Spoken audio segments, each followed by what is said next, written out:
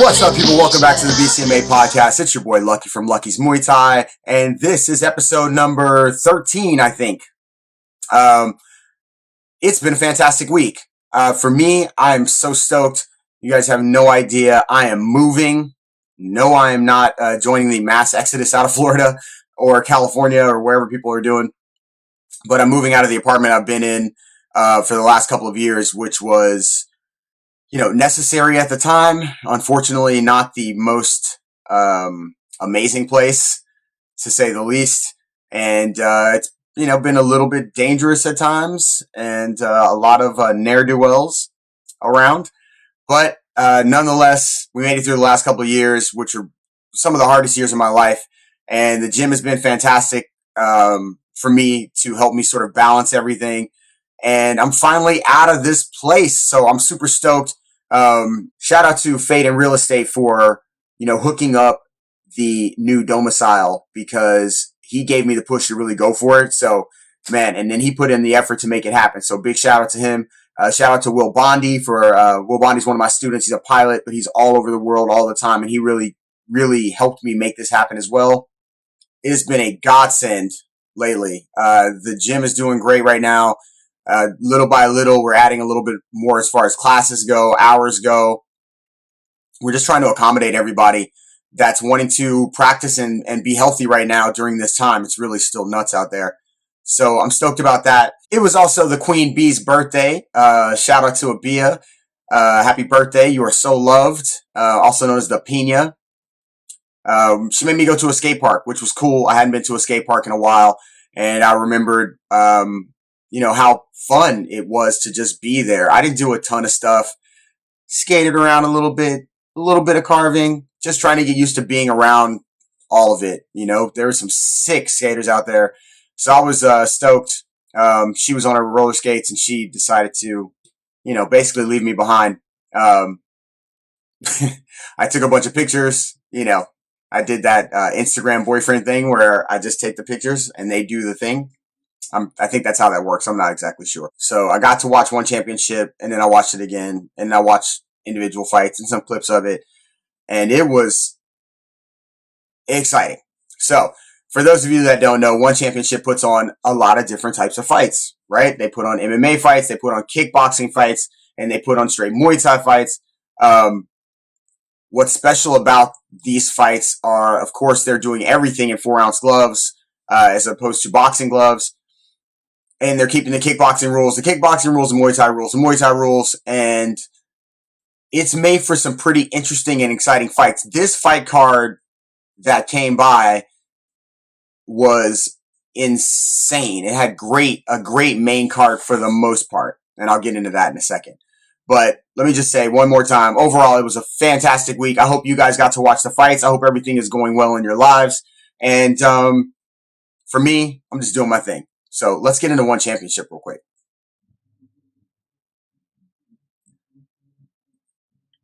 All right, first fight of the night was Stamp Fairtex versus Sunisa Sarazen. Okay. I don't know how you go from Stamp Fairtex fighting a sick kickboxing bout with Janet Todd, a rematch no less, losing her title, but those fights between the two were so high level, to fighting in an MMA fight. I mean, she apparently supposedly had great judo, but she got stopped from trying to use her judo. She got taken down. She got submitted, even though she never tapped. And basically the ref just stopped the fight. Thank God. It's not that the fight was... Okay, yeah, the fight was bad. Not only was it bad, but it just didn't make sense. You had this great fight card with all these amazing fighters on it, including Stamp Fairtex. Amazing, right? Still up and coming. But with all these great fighters on it that could have been very entertaining, and instead, the first fight on the main card is this. It wasn't even worthy of actually... I mean, it was an undercard fight at best.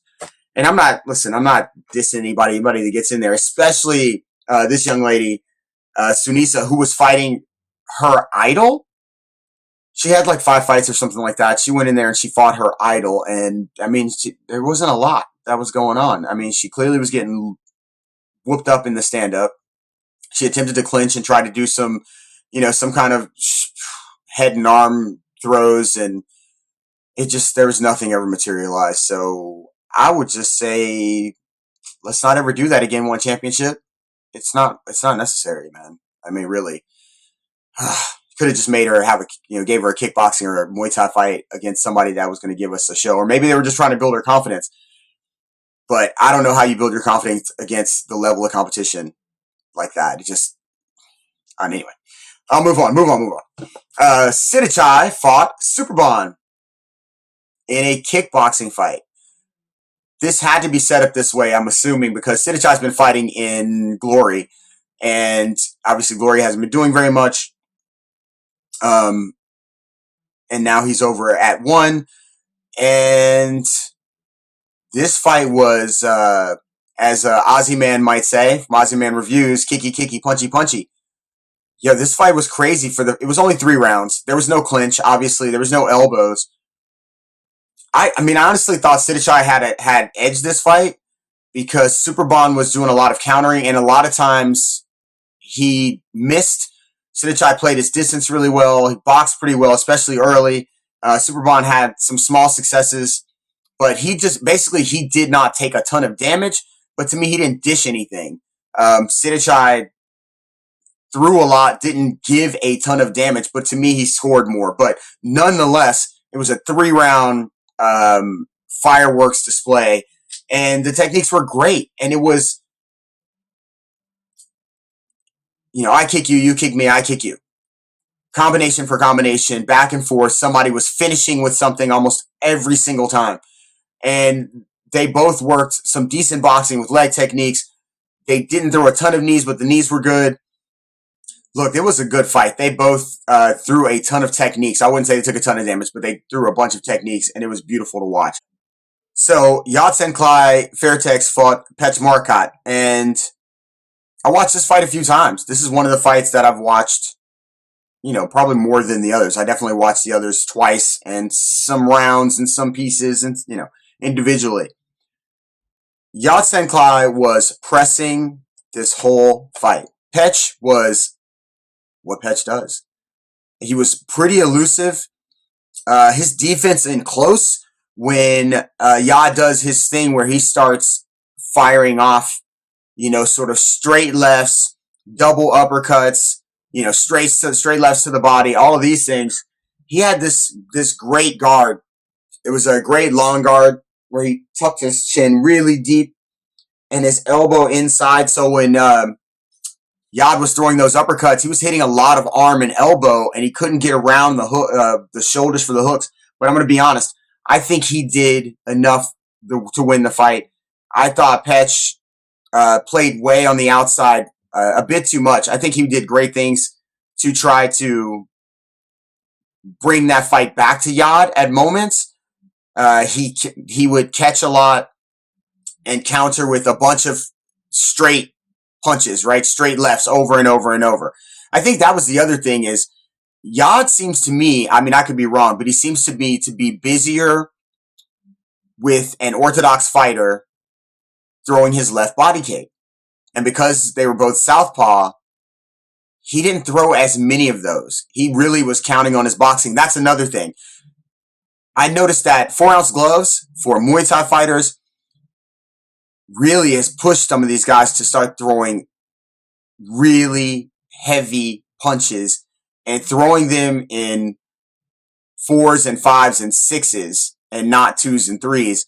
They're using a lot of kicks to keep their opponent at the distance they want, as opposing to use the kicks for damage.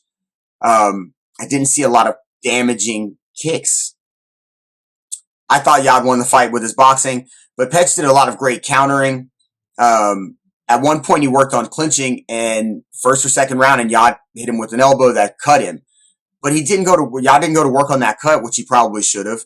But nonetheless, if you ask me, if I'm judging the fight, I'm saying 2-2 going into the 5th, and then I strongly believe that Petch didn't do enough in the 5th round to win the fight. And I thought Yad had Petch Morkat on the ropes basically throughout the entire fight. So I thought that was another amazing fight, man.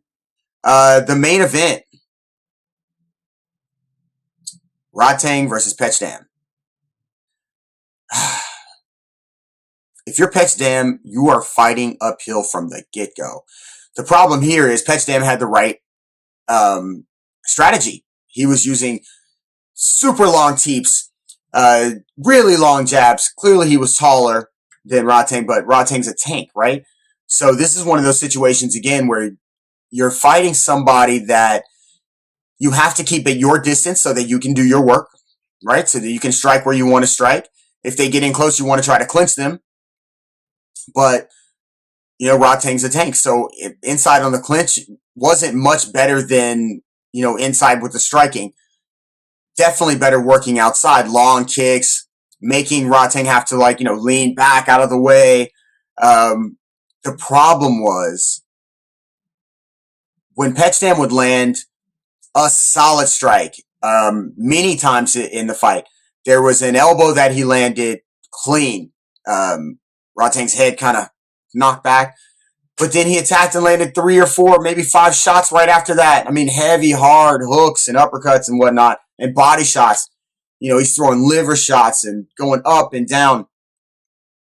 You can only do so much to keep people like that off of you when they have good cardio, when they're not afraid to get in there because they're not worried about getting hit. And I think that was one of the big things I noticed too about Rodtang was it didn't matter to him that he got hit. He got cracked 3 or 4 times in the closing rounds, the last 2 rounds, where he was in the middle of a combination. He threw 2 strikes, gets cracked with a hook. They're both inside.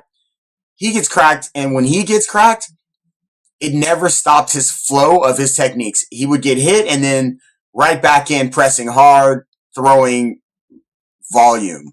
He was methodical about how he moved in. He would defend himself. He'd take a teep, come right back forward. Take a high kick on take a kick on and take it on the arms. Never budged. Just right back forward. And from his positioning, he would slide into that range with volume. I mean, as soon as he stepped past that boundary where he was in his striking range, he was striking. And he was throwing with intent, sharp. And here's the other thing. There was points of the fight, I wrote this down, where punches, strikes, elbows were coming from everywhere. Oh, right? He sets in, the cross, the hook, the uppercut, the elbow right away, the hook back on the other side. So he was throwing hooks on one side, elbows on the other side, and it didn't matter which arm, right? I think I saw elbows come from either side and coming off the hook on one side, where the elbow starts the combination, so to speak.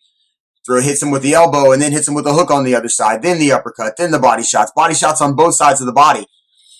And when he started throwing kicks and then he started throwing knees, Petch Morkat got rocked, stumbly rocked, happy legs, a couple times throughout the fight, or in the fight. Now, to his credit, he was trying to turn it up in the 5th round. I mean, everything he did in the 5th round, he was really trying to I'm going to bring it, I'm going to do this.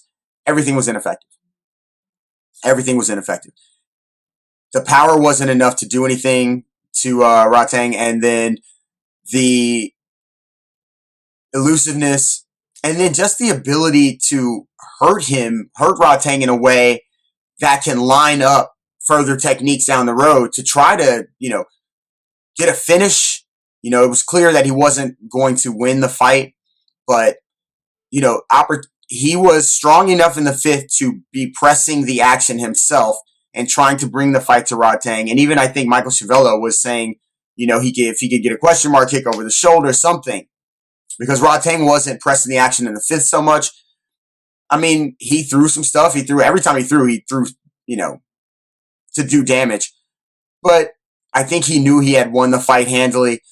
And Pettis was really trying to turn it up, so it didn't make sense for him to run in there, recklessly and try to do something crazy and risk losing a fight that he was already winning all the way through even the middle of the 5th round.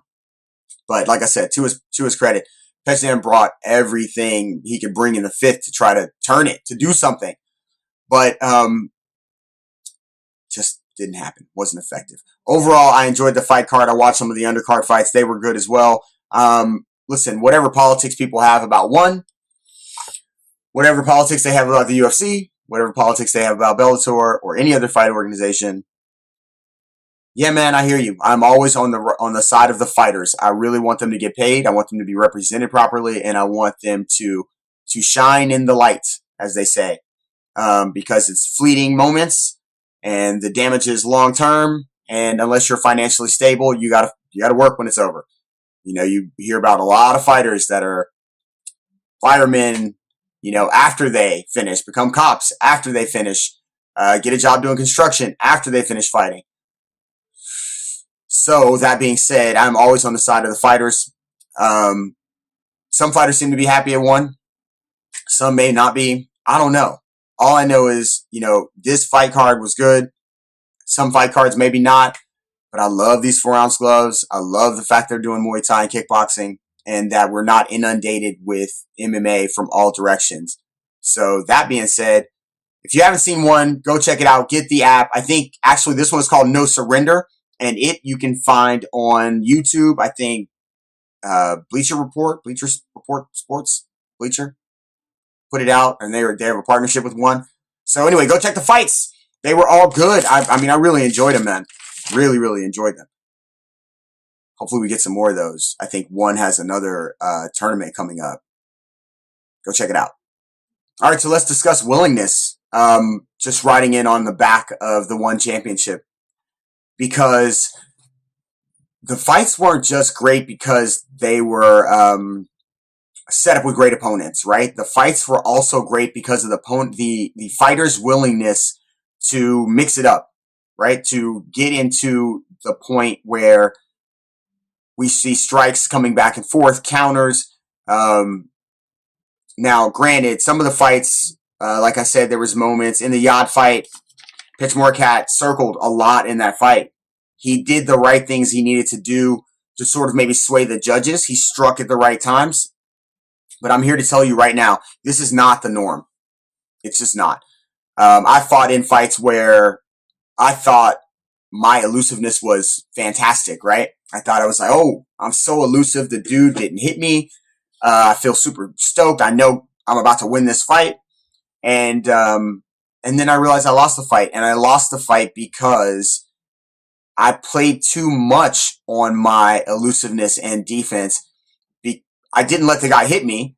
I defended everything. I moved out of the way. I was jabbing and low kicking for basically 3 rounds. I mean, I'm sure there was times where we mixed it up a little bit, but I played a lot of rope game, moving around, making him miss, and I lost the fight. It is not the usual. People, promoters, judges. First of all, you want judges to judge a fight, right? They're probably a little better at judging it if it's a kickboxing or Muay Thai fight. But the reality is they need something to judge. There's some upside and downside to all of this. How high is your skill set?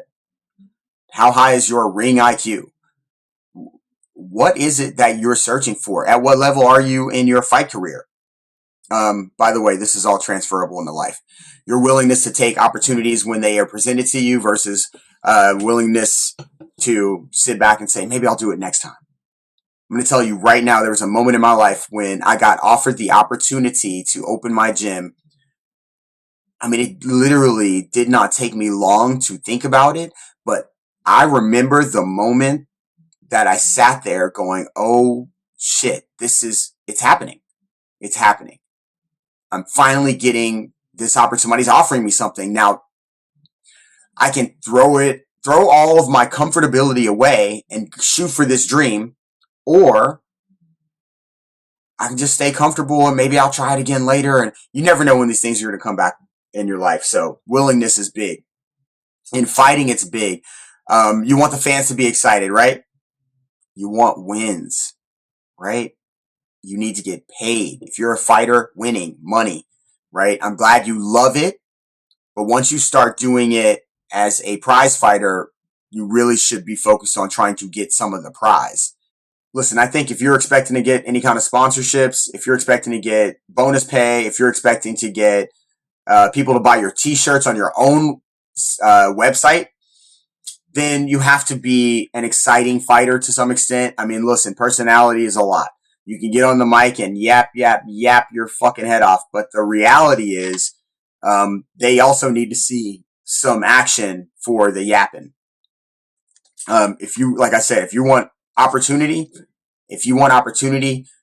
you have to be willing to show people everything you've been working on in the gym. I've seen this before. There's gym fighters and, there's fighters that fight in the gym and then fighters that fight in front of the audience. The truth of the matter is, maybe it's psychological for those people that are really great in the gym and terrible in front of an audience, but it's irrelevant. Once you sign a contract and you get in front of an audience, you want to try to show them something. If you expect to be in the organization, if you expect to make money, if you expect to get booked again, if you expect people to purchase your t-shirts or listen to you in an interview, you need to be willing to get in there and fight. If you like the show, make sure you hit that like and subscribe button. If you want to drop me a message, you can do that by DM at Lucky's Muay Thai. You can go check out the website if you're interested in the gym. It's www.luckysmt.com. And if you want to drop us an email to ask us some information about the gym, you can do that at luckysmtmiami@gmail.com. And as usual, I freaking love y'all. Peace. Oh, arrest the cops who killed Breonna Taylor. Condolences to people in Beirut. And, stay safe. I'm out.